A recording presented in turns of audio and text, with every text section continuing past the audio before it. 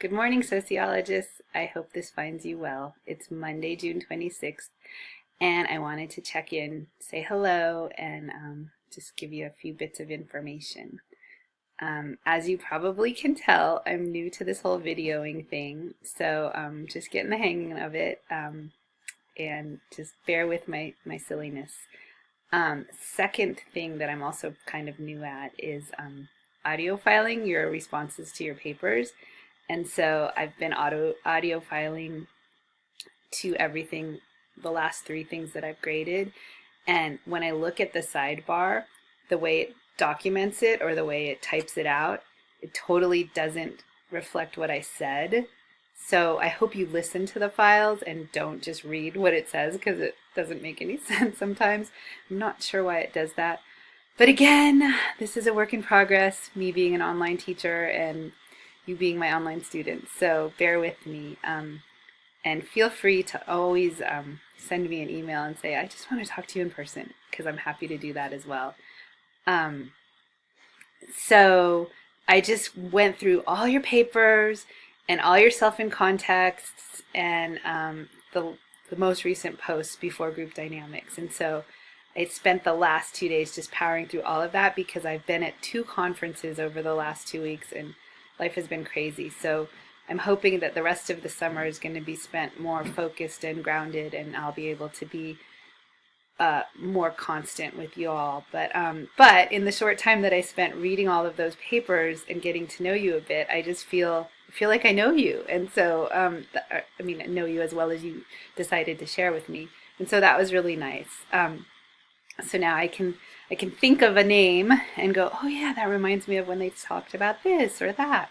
So for me as a sociologist, that's really important. You know, the connection means a lot to me.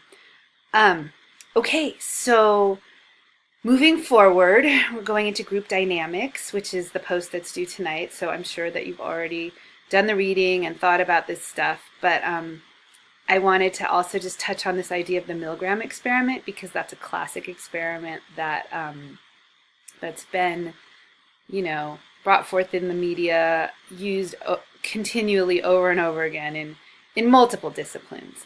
But there's a bit of controversy about how realistic it is for people, and in some ways it gives us hope that people aren't as sheeple as maybe Milgram kind of alluded to in his research.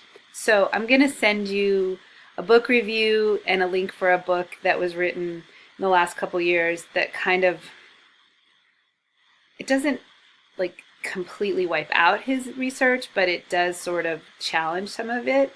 And you know, I think the good news is that it's sort of stating that people are less likely to turn a blind eye than we had originally thought.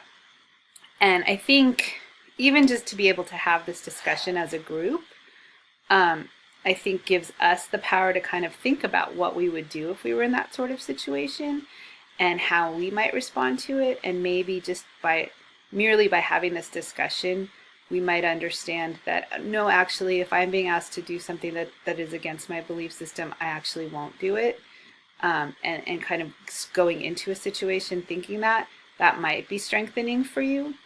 Because a lot of times we're asked to do things that we don't necessarily believe in order to earn a paycheck or not get in trouble. But where do we draw the line, I think, is kind of the question. And what is it about ourselves that either give us the power to stand up to something that we feel is wrong or to acquiesce? So fascinating stuff. I hope you're all having some summer in the midst of this very fast summer school. Sorry, that's my dog.